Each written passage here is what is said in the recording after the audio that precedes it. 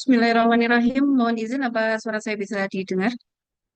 Sudah, Bu, sangat jelas. Oke, baik. Bismillahirrahmanirrahim. Assalamualaikum warahmatullahi wabarakatuh. Waalaikumsalam Waalaikumsalam warahmatullahi warahmatullahi wabarakatuh. wabarakatuh.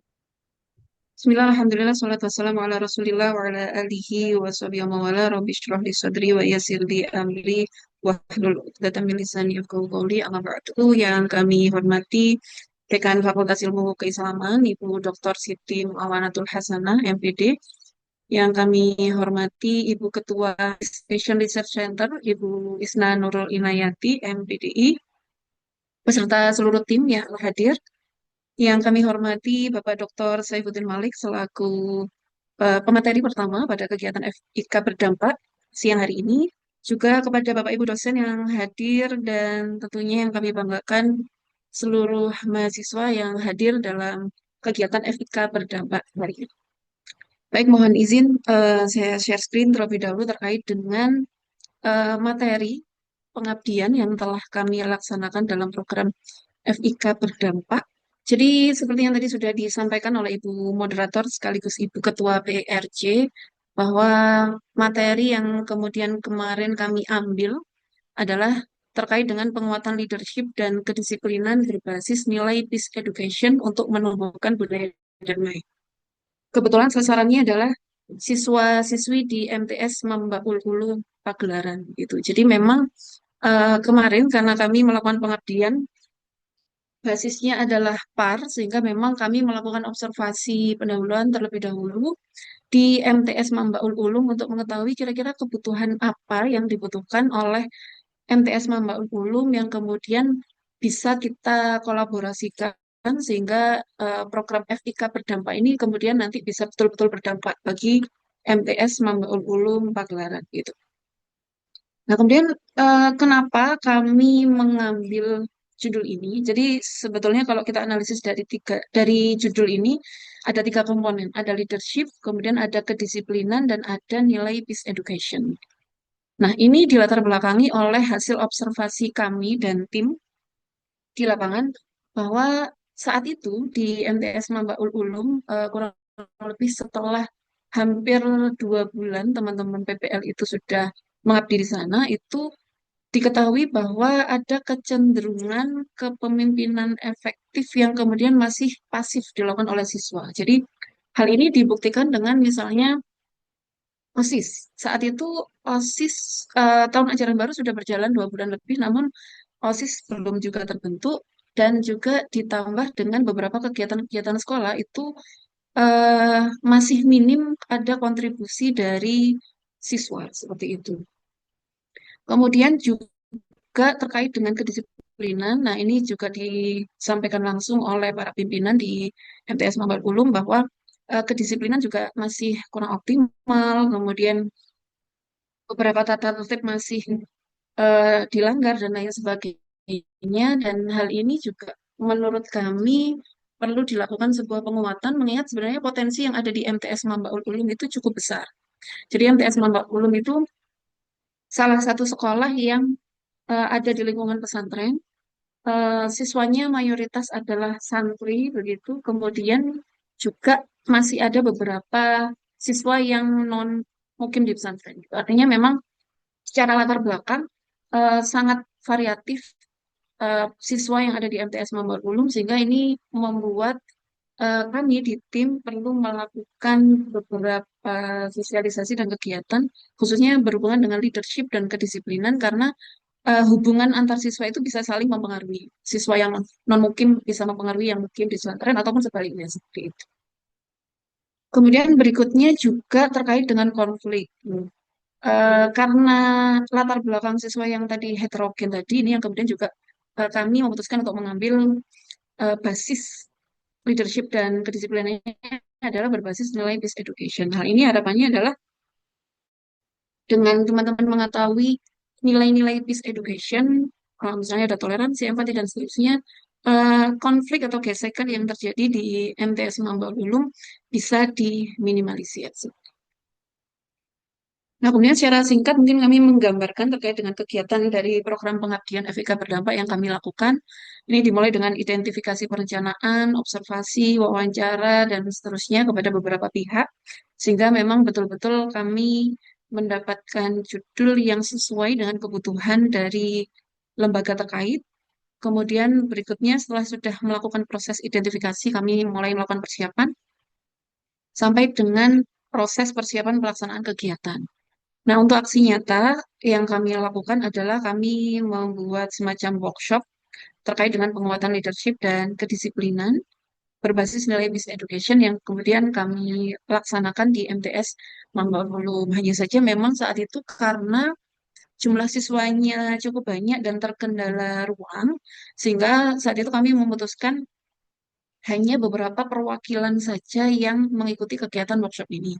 Nah, kemudian karena materinya adalah terkait dengan leadership dan kedisiplinan, maka perwakilan yang kami pilih adalah beberapa pengurus kelas. Jadi, mulai dari kelas 7 sampai dengan kelas 9 itu diambil beberapa perwakilan khususnya pengurus kelas untuk mengikuti kegiatan ini. Saya kira jika pengurus kelas kemudian sudah mulai menguat pengetahuannya dan pemahamannya terkait dengan leadership dan kedisiplinan, tentu hal ini akan menularkan pada teman-temannya yang lain seperti itu.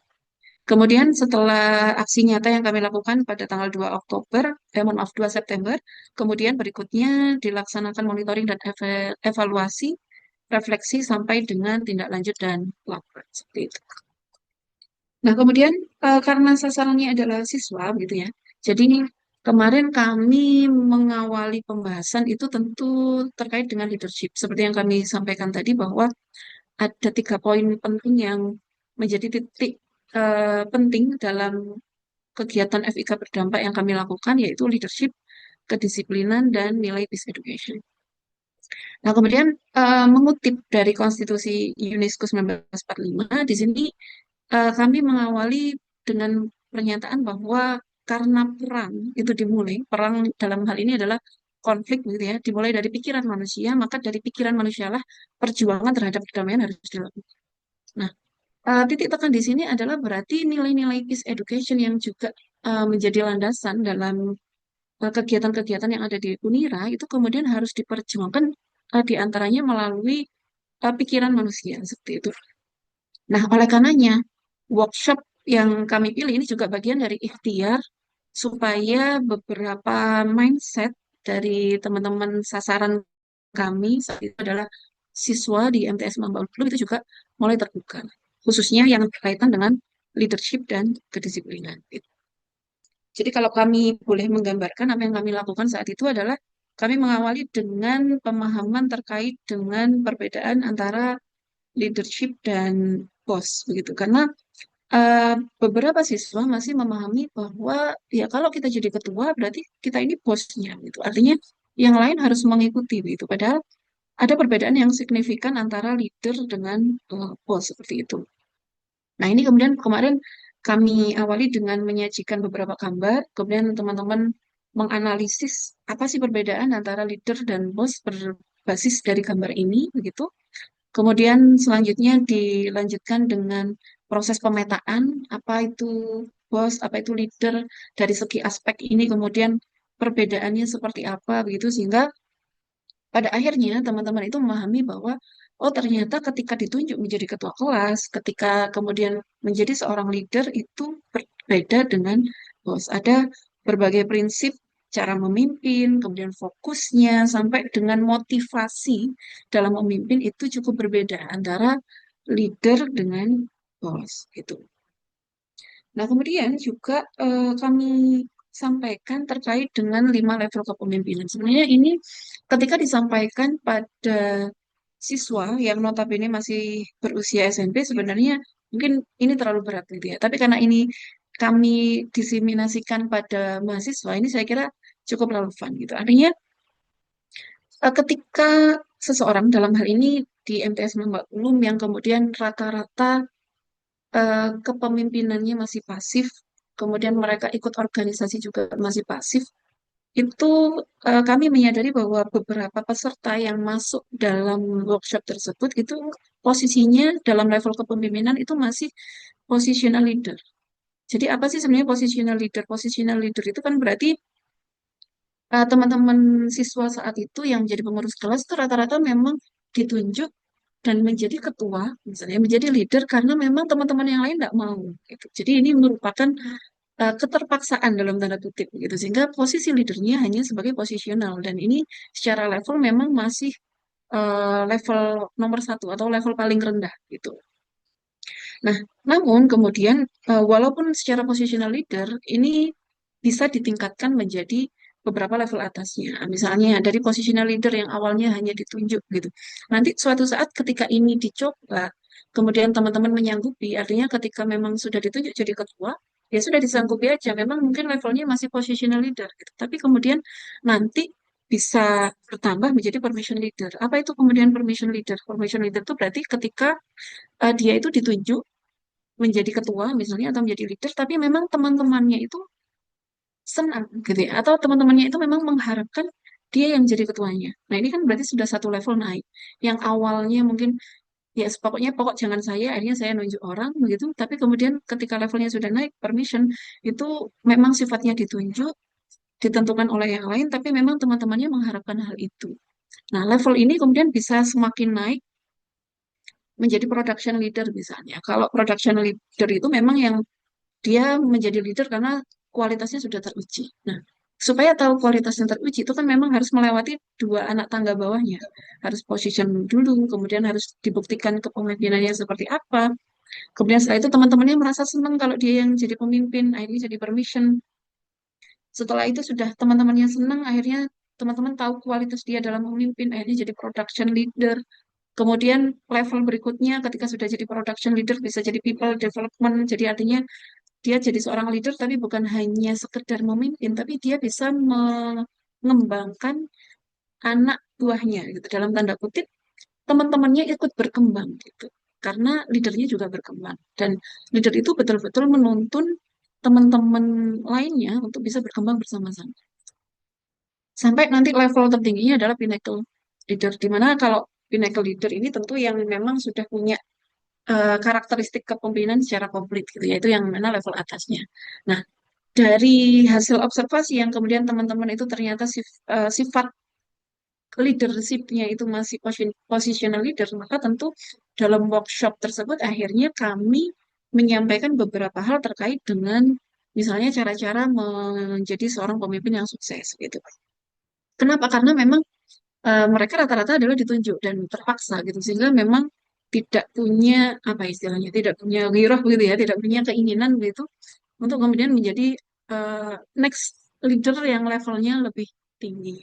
Nah, oleh karenanya dalam workshop tersebut kami berusaha menyampaikan beberapa prinsip terkait dengan pemimpin. Misalnya, kalau kemudian teman-teman ditunjuk jadi pemimpin, berarti harus punya ambisi seperti itu. Karena kalau kemudian sudah ditunjuk tidak punya ambisi, maka ya kan sama saja dengan yang lain. Eh, Level kemampuannya kan begitu. Sehingga kami berusaha untuk menyampaikan di forum tersebut kalau kita sudah ditunjuk, berarti harus punya ambisi berikutnya. Dan kalau sudah punya ambisi, berarti selanjutnya harus punya keinginan untuk mewujudkannya kan seperti itu. Nah, ini yang kemudian eh, di saat itu kami juga apa melakukan konfirmasi pada beberapa peserta yang mana memang ada beberapa yang betul-betul nggak ada target, nggak ada ambisi. Saya jadi ketua kelas ya sudah.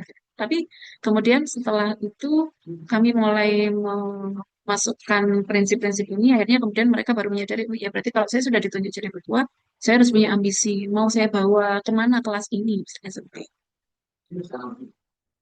Kemudian juga beberapa poin yang lain terkait dengan prinsip-prinsip ini, misalnya ya karena kita basisnya adalah peace education tadi, maka jangan memimpin dulu baru mendengarkan, tapi mendengarkan dulu baru memimpin. Misalnya seperti itu juga kami sampaikan. Kemudian terkait dengan seorang pemimpin itu harus punya jawaban atas segala pertanyaan, nah, gitu.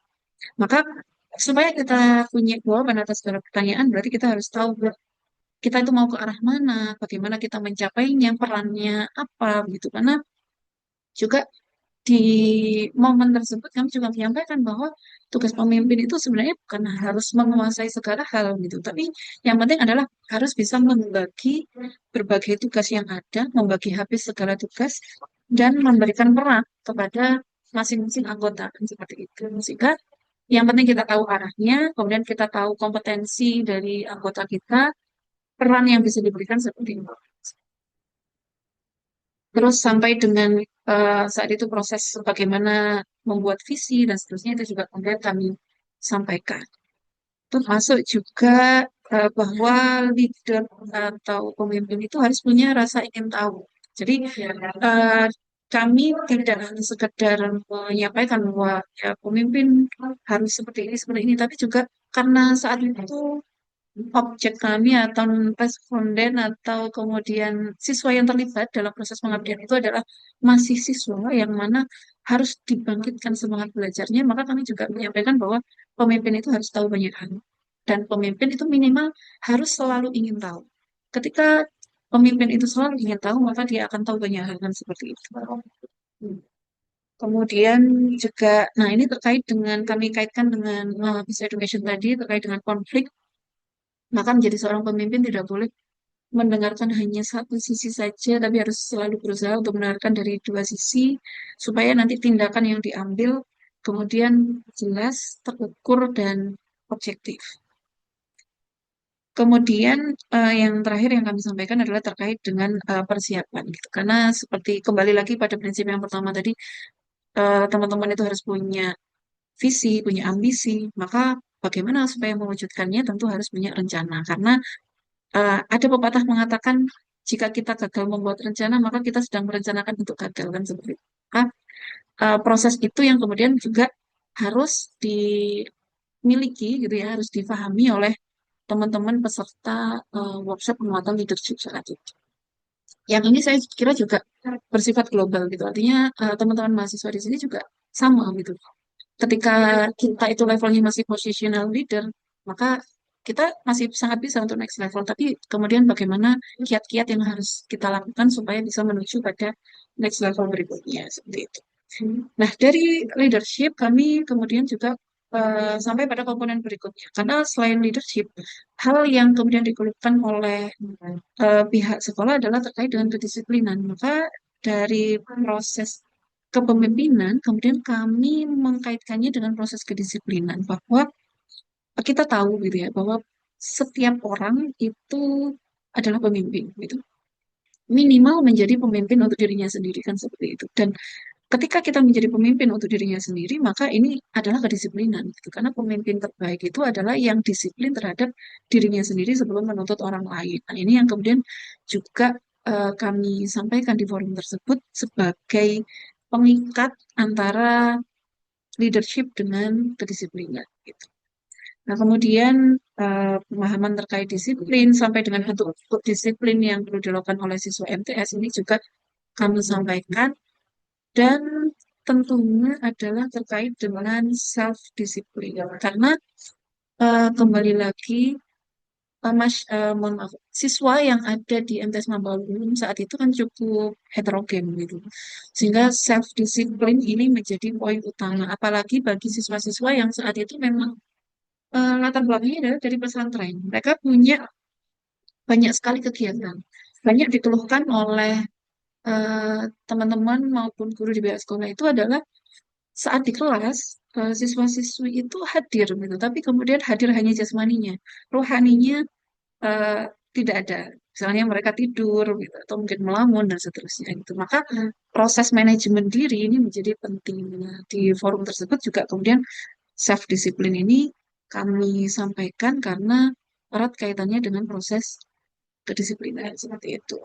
Nah, selain self disiplin, karena hubungannya dengan leadership tadi, maka poin berikutnya adalah leadership disiplin gitu. Jadi setelah kita sudah punya self disiplin, berikutnya ada yang namanya leadership disiplin. Jadi kembali lagi bahwa sebagai seorang pemimpin itu bukan tugasnya memberi perintah, tapi juga memberikan contoh kan gitu.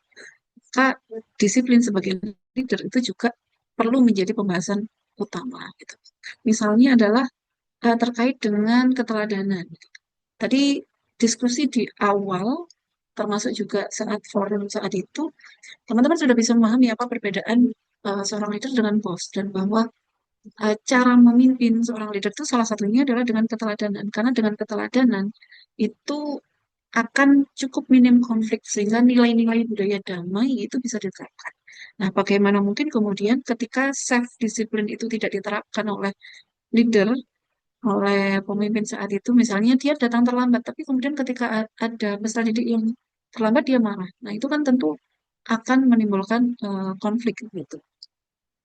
Termasuk juga aturan-aturan yang lain, aturan-aturan yang sudah disepakati bersama, ya berarti itu harus diterapkan bersama. Karena kembali lagi ke konsep tadi bahwa leader itu bukan di atas anggota, tapi di tengah-tengah anggota gitu. Artinya peraturan itu bukan hanya berlaku ke bawah, tapi berlaku untuk seluruh siswa. Nah, ini kemudian juga menjadi titik poin penting yang kami sampaikan di forum tersebut sampai dengan konsisten gitu. Artinya karena leadership yang dilakukan oleh teman-teman di MTS Mamba Ulum itu adalah leadership pada teman sejawat gitu.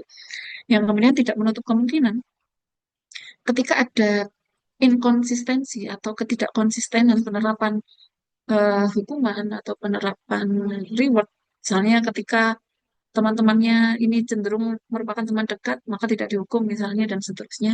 Nah, ini tentu akan menimbulkan konflik. Maka konsisten itu perlu dilakukan. Nah, berikutnya tentu adalah apresiasi. Nah, ketika kita berani untuk memberikan aturan, maka jangan lupa juga untuk berani memberikan apresiasi bagi yang telah melakukan aturan itu dengan baik seperti itu. Nah, kemudian dari beberapa hal yang tadi saya sampaikan, dalam kegiatan FIK berdampak ini, memang kami masih belum bisa memantau karena proses leadership dan kedisiplinan ini sifatnya tidak instan gitu. Artinya kegiatan penguatan ini memang kami berikan sebagai modal awal yang kemudian perlu ditindaklanjuti oleh pihak sekolah tentunya. Jadi seperti yang saya sampaikan di awal tadi terkait dengan kegiatan ini merupakan aksi nyatanya. Selanjutnya kami serahkan kepada sekolah untuk membuat tindak lanjut termasuk juga pada pengurus kelas yang ada di situ. Kami memberikan semacam kertas refleksi begitu bagi teman-teman ketika kemudian nanti sudah selesai dari kegiatan tersebut, apa kemudian ambisi yang ingin diberikan pada kelasnya, pada organisasi yang dipimpin, kemudian tindak lanjutnya seperti apa. Ini juga kami berikan. Namun tentu terkait dengan progres, apakah kemudian eh, partisipasi aktif dalam kegiatan organisasi itu sudah berjalan baik atau belum, tentu ini butuh monitoring lebih lanjut. Itu termasuk juga dengan kedisiplinan.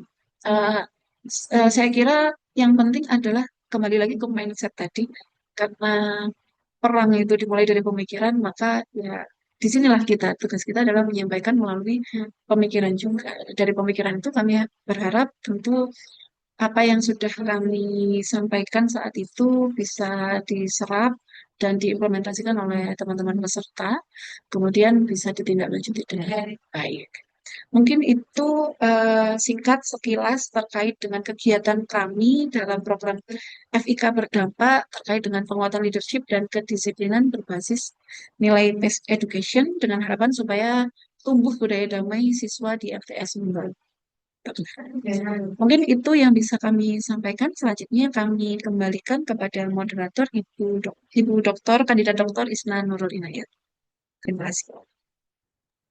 Baik, terima kasih Bu Dr. Ilma Fahmi Aziza. Materi yang sangat menarik.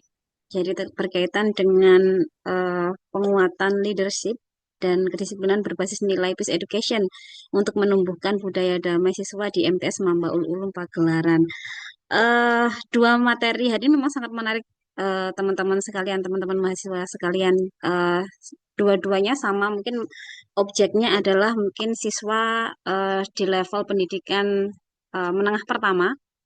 Tadi Pak Dr. Saifuddin di SMP, sedangkan Bu Dr. Ilma tadi di MTS, mungkin dengan karakteristik yang pastinya hampir sama barangkali nggih. Cuma memang temanya berbeda. Pak Dr. Saifuddin tadi berkaitan dengan moderasi beragama, Bu Dr. Ilma berkaitan dengan leadership dan kedisiplinan. Baik, saya rasa monggo barangkali mahasiswa ada hal-hal yang penasaran ingin ditanyakan karena ini kalau berbicara tentang remaja itu kan sebenarnya sesuatu yang unik ya sebenarnya. Banyak hal yang perlu kita gali, banyak hal yang perlu kita tanamkan. Saya rasa ini menjadi hal yang eh, menarik untuk kita bahas hari ini. Monggo, saya persilakan kepada para mahasiswa atau Bapak Ibu audien. Atau di sini ada Pak Warek, Pak Hasan Bisri. Monggo.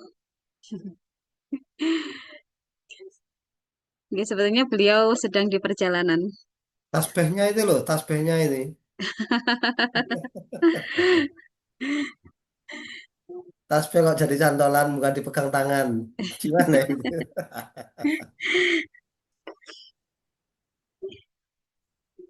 Mengikuti dengan seksama. Oke, baik.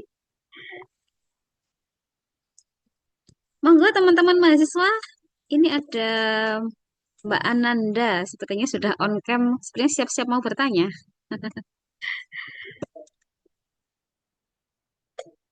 Bisa langsung raise hand atau juga bisa melalui chat room, ya, teman-teman sekalian.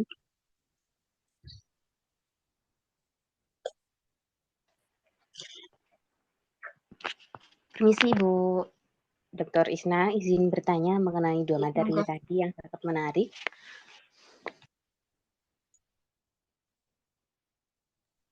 Oke, baik, silakan Mbak.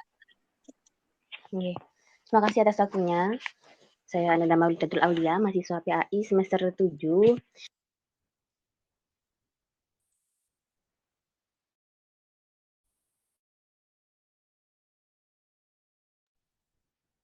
Oke, langsung saja pertanyaannya.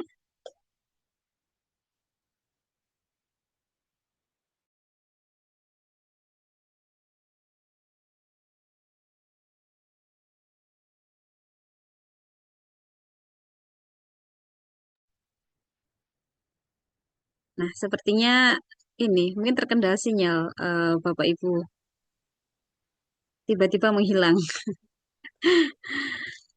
Mbak Ananda Maulia sudah, oh sebenarnya masih ada, nggih, masih ada. Belum, ya Mbak, silakan.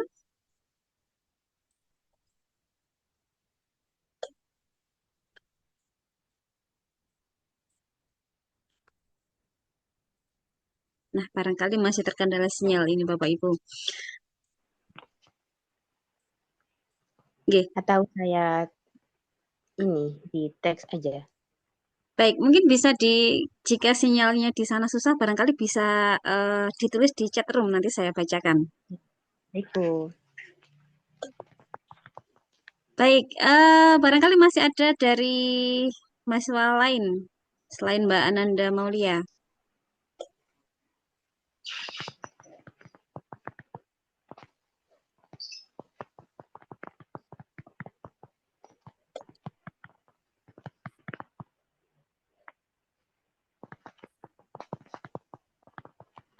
Baik, mungkin sambil menunggu ya Bapak Ibu.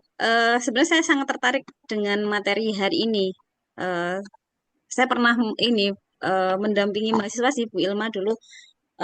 Judul skripsinya salah satunya tentang pengaruh kedisiplinan. Nah, ini sih di apa namanya?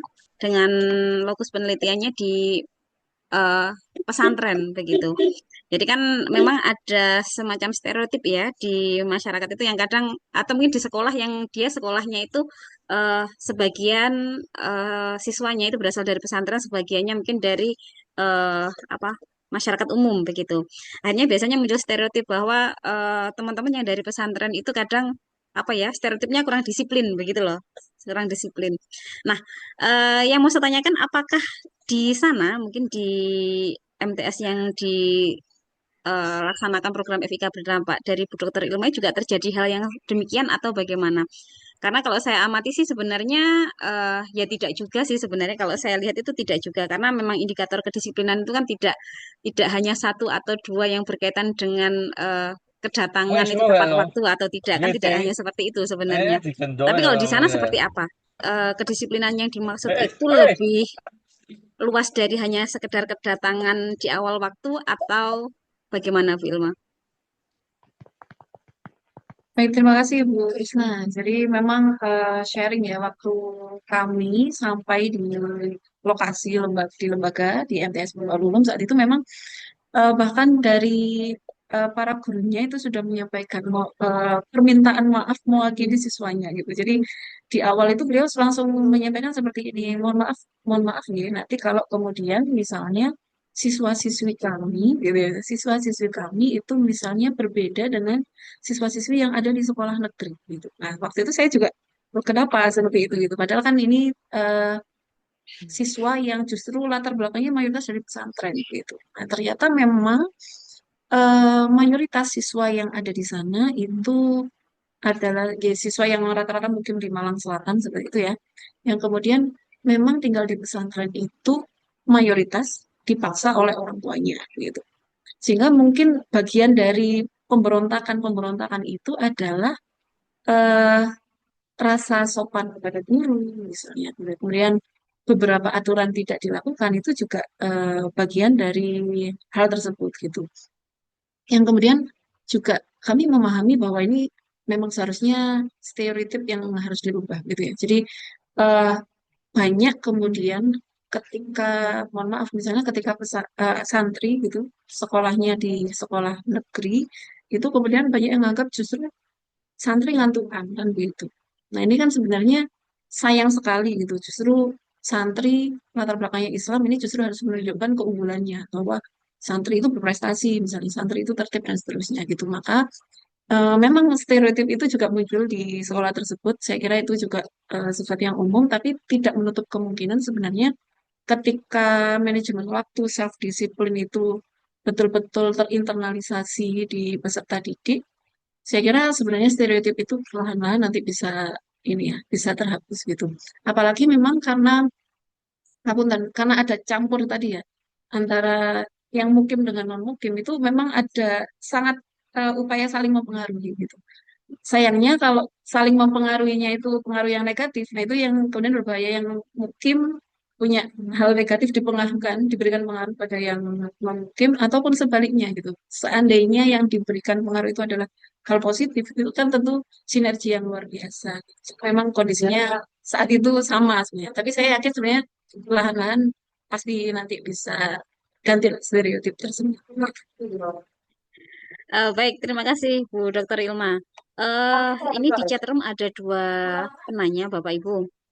Mungkin yang pertama dari Azim, PAI A2 di sini. Izin bertanya mengenai moderasi beragama. Pertanyaannya, bagaimana cara kita melakukan perilaku moderasi beragama dalam lingkup media sosial? Karena dalam kasus-kasus ini banyak ditemui kasus-kasus intoleran antar agama. Seperti mungkin contohnya ada di suatu video di medsos yang berisi tentang suatu kasus seperti pembulian, perang, pencurian, atau pembunuhan. Nah, di kolom komentar itu selalu ada yang berkomentar seperti tebak agama, begitu. Jadi langsung menjurus begitu loh sebenarnya.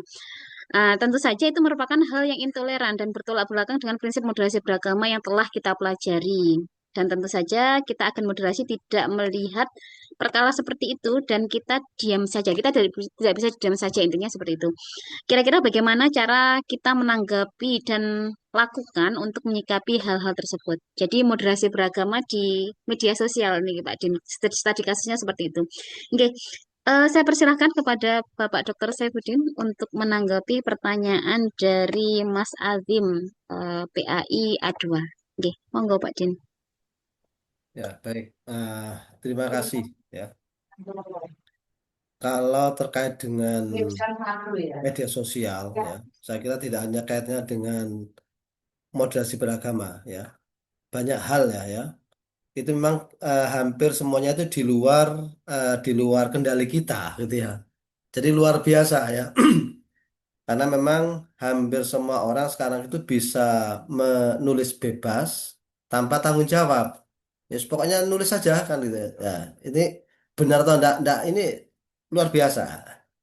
Lalu bagaimana sikap kita kalau itu kaitannya dengan moderasi beragama? Ya tentu kita perlu menanggapi se, semampu kita ya. Karena kalau kita nanti dengan emosional justru semakin runyam gitu ya, semakin runyam ya. Ya, maunya kita ini meluruskan, tapi ada nada emosi. Karena memang bahasa tulis itu beda dengan bahasa lisan gitu loh ya. Ini kan jadi persoalan gitu ya. Maunya kita ini sebenarnya intonasinya seperti ini, tapi keliru. Ini orang bacanya bisa jadi emosi kan itu kan. Ya. Jadi memang cukup rumit sekali ya, cukup rumit sekali ya. Makanya kalau anu ya memang mungkin juga sedikit apa namanya sedikit sedikit mengabaikan juga tidak masalah saya kira ya. Ya. Jadi lebih baik fokus pada yang di dunia real saja ya, yang di real saja, di luar sekitar saja. Saya kira begitu gitu ya. Karena kalau di medsos ini rawan sekali ya.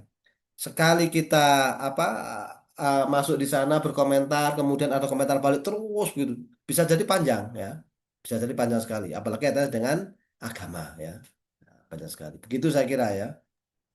Oke, terima kasih Pak Dr. Saifuddin. Memang kalau ini beberapa saya amati juga kadang akhirnya ada cara mengomentarinya dialihkan Pak Din. Saya amati di beberapa media sosial, mungkin contohnya di Instagram begitu. Ketika mungkin ada yang komentar mungkin terlalu ngawur ngoten guys sebenarnya. Kemudian ada yang komentar akhirnya ada bacaan yang ringan untuk diucapkan. Jadi diajak untuk berzikir. Biasanya ada yang seperti itu sih. Tapi ya kadang mungkin akhirnya tidak tidak terlalu ditanggapi. Tapi saya rasa mungkin hal-hal semacam itu ya perlu ya ada perlunya juga saya rasa. Jadi biar orang-orang juga ketika membaca komentar itu tidak kemudian terbawa. Karena kalau kami amati memang ini Pak Din, orang-orang itu justru hari ini cenderung lebih seru baca komentarnya daripada melihat kontennya. Nah, ini kan menjadi permasalahan lagi. Oke. Memang unik sekali media sosial itu. Begitu, Ge, kira-kira Mas Azim. Ada satu pertanyaan lagi. Ini dari tadi Mbak Ananda tadi mengenai pemimpin dalam organisasi itu yang pastinya menemui banyak sekali perbedaan pendapat maupun keyakinan dalam banyak hal sesuai yang disampaikan oleh Bu Ilma tadi. Nah, lalu bagaimana trik jitu untuk tetap menjaga toleransi dalam sebuah organisasi, mempertahankan kesatuan organisasi meski dengan warna banyaknya perbedaan. Nah, bagaimana ini pendapatnya Bapak Ibu? Ini saya rasa pertanyaan ini bisa dijawab oleh Bu Dr. Ilma maupun Pak Dr. Saifuddin, ya, karena juga berkaitan dengan toleransi, di mana dalam organisasi itu pasti terjadi banyak perbedaan, tidak hanya perbedaan pendapat, tapi pendapat juga, ya, Pak Din. Oke, mungkin yang pertama saya persilakan kembali mungkin ke Bu Dr. Ilma terlebih dahulu. Oke, monggo Bu Dr. Ilma. Baik, terima kasih banyak Ibu Dr. Isna Nurul Inayati dan saudari penanya Mbak Ananda Maulidatul Aulia. Oke, jadi eh, pertanyaannya adalah terkait dengan banyaknya pendapat, misalnya dalam sebuah organisasi. Likulli roksin rokyun, setiap kepala punya pendapat gitu. Nah ini saya kira falsafah yang perlu dipahami oleh semua, baik oleh ketuanya maupun anggotanya. Likulli roksin rokyun, memang setiap kepala pasti punya pendapat. Justru ketika dalam sebuah organisasi itu tidak ada perbedaan, berarti organisasinya tidak hidup kan seperti itu. Jadi justru semakin banyak pendapat, semakin banyak yang berkomentar, itu menunjukkan organisasinya betul-betul hidup dan semuanya betul-betul berpikir kan seperti itu. Jadi yang pertama itu suatu kewajaran gitu. Nah, namun pertanyaannya adalah bagaimana kemudian misalnya kita sebagai seorang leader gitu misalnya, atau kemudian bagaimana supaya organisasi itu tetap selaras gitu ya, walaupun perbedaannya banyak gitu, walaupun misalnya konfliknya juga tetap ada. Nah, ini yang pertama menurut saya adalah kembali lagi pada beberapa prinsip yang tadi sempat saya sampaikan gitu ya. Eh, Seorang pemimpin itu kan harus punya visi, gitu ya, harus punya visi yang jelas, terarah, terukur, terencana. Maka eh, seorang leader harus menyampaikan terlebih dahulu visinya itu mau dibawa kemana. Misalnya dalam suatu hal yang kemudian dipermasalahkan, arahnya itu mau kemana, semua anggota dan leader harus tahu dulu. Jangan sampai kemudian leader tidak tahu hal tersebut mau dibawa kemana, kemudian akhirnya muncul konflik. Nah, kan pasti akan sangat sulit untuk menyelesaikan sesuatu ketika kita sendiri tidak tahu arah dan tujuannya seperti apa. Itu yang pertama.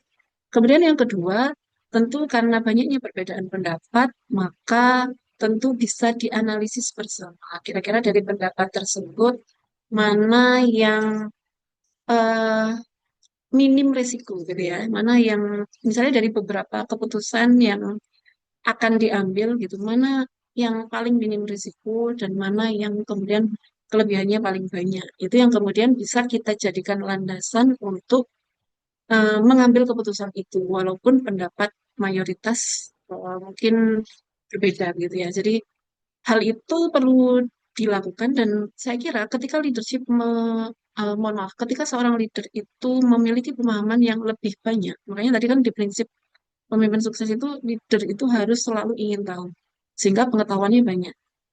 Ketika seorang leader itu pengetahuannya banyak, maka dia bisa menyampaikan beberapa logika yang mungkin belum diketahui oleh anggotanya. Nah, ini menjadi penting sebagai bahan pertimbangan dalam memutuskan sesuatu seperti itu.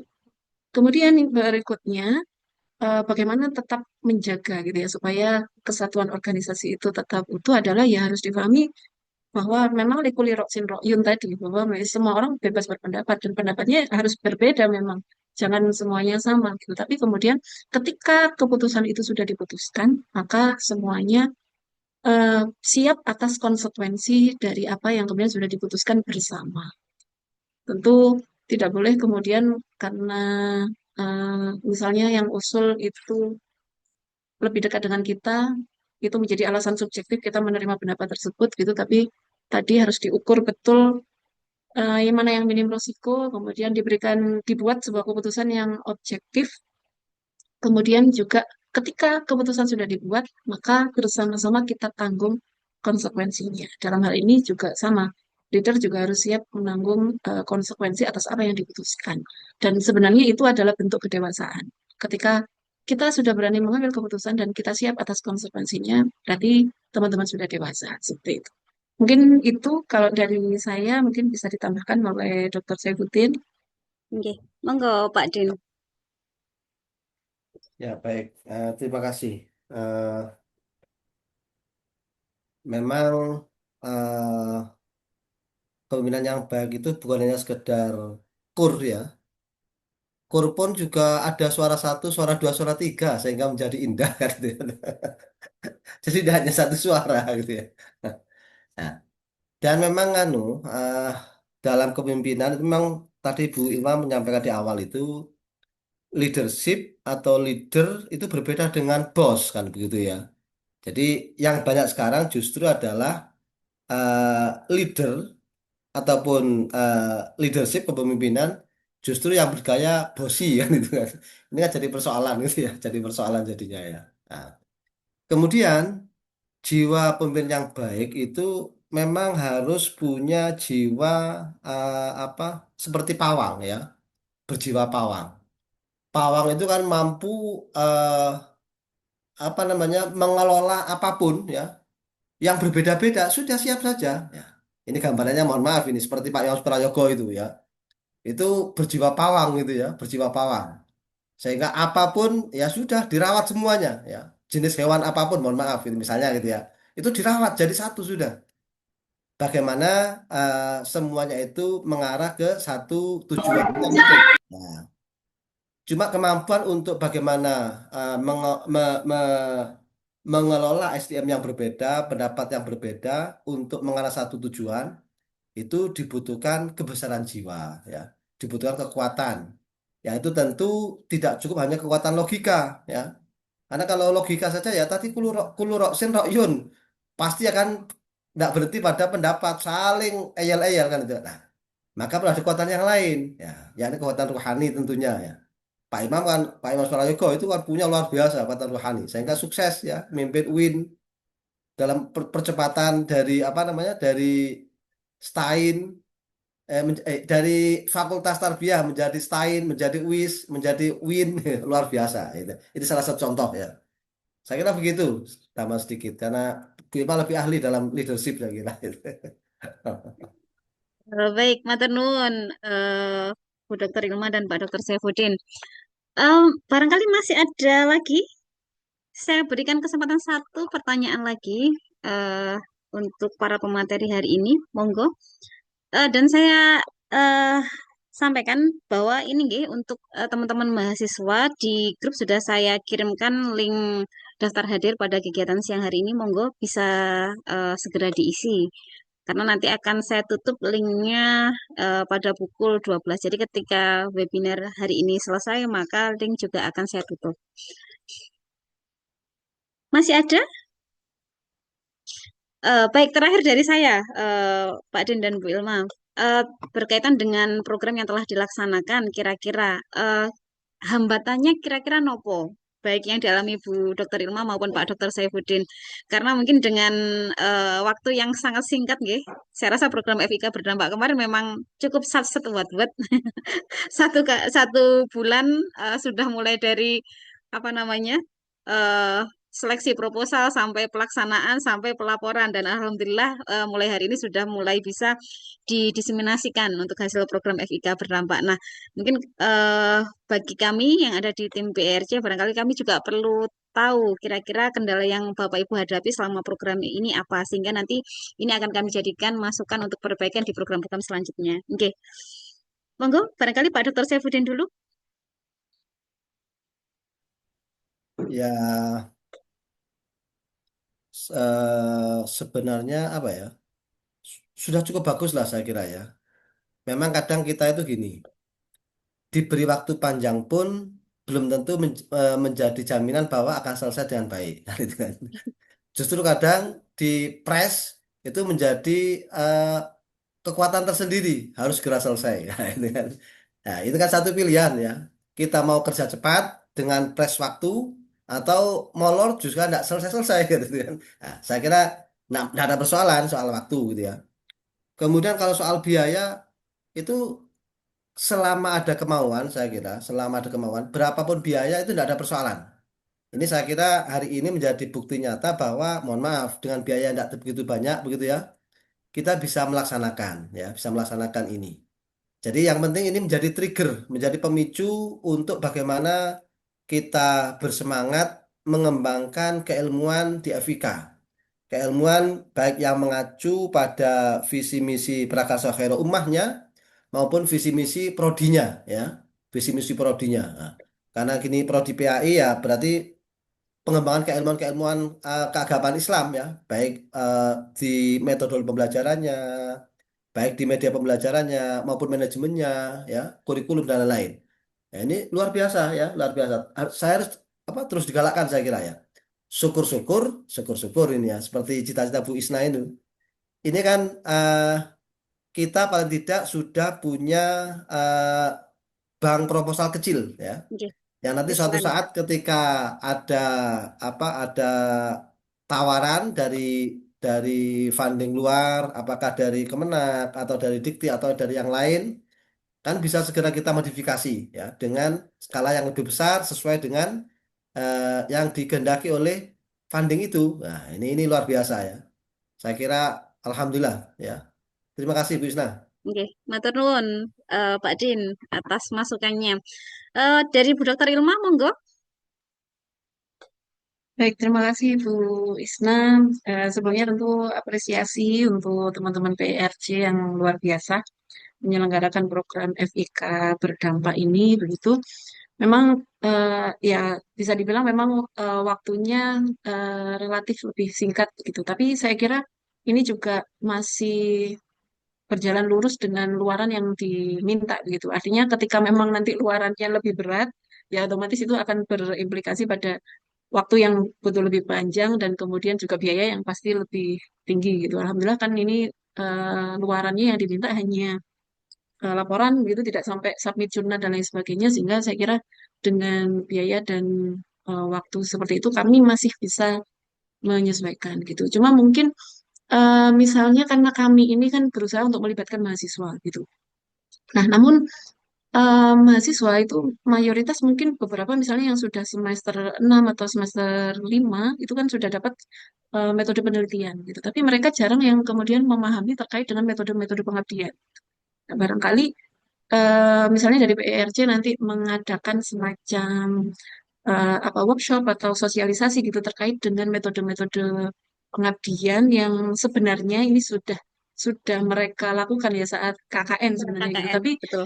oke betul. Tapi berdasarkan kemarin saat melibatkan mahasiswa itu memang mungkin perlu ada pendampingan kembali gitu terkait dengan pengabdian, sehingga memang ketika kami melibatkan mahasiswa dan kemudian mahasiswa yang kami libatkan misalnya tidak hanya yang semester 5 ke atas gitu, tapi semester 1, 2, 3 gitu, kami sudah bisa berkolaborasi dengan baik gitu. Karena harapan kami semakin banyak mahasiswa yang terlibat tentu nanti juga akan menambah poin untuk FIK, untuk fakultas juga maupun untuk UNIRA. Mungkin itu dari saya Bu Isna, tapi sudah keren PRJ. Terima kasih Bu Ilma atas masukannya dan support untuk kami di tim BRC.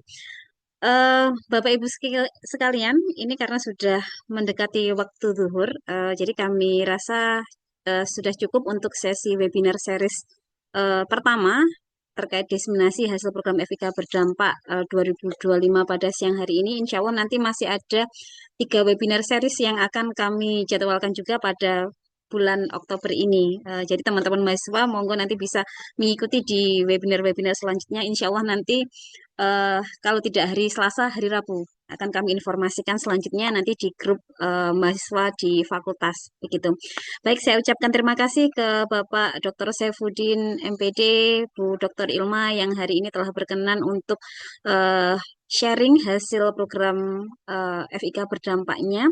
Semoga langkah kecil kita dalam mengimplementasikan dan mensyiarkan terkait peace education ini baik di eh, perguruan tinggi maupun di madrasah semakin baik dan semakin berdampak tentunya. Baik, kita akhiri webinar pada siang hari ini dengan bacaan doa kafaratul majelis 1 kali. Bismillahirrahmanirrahim. Subhanallah. Tiga asyhadu an la ilaha illallah. Terima kasih kami sampaikan terutama bagi para pemateri, Bapak Ibu dosen dan seluruh mahasiswa. Sampai jumpa kembali pada webinar seri selanjutnya. Saya akhiri. Assalamualaikum warahmatullahi wabarakatuh. Waalaikumsalam warahmatullahi wabarakatuh. Oke, matur nuwun semuanya. Sami-sami bisa. Terima kasih.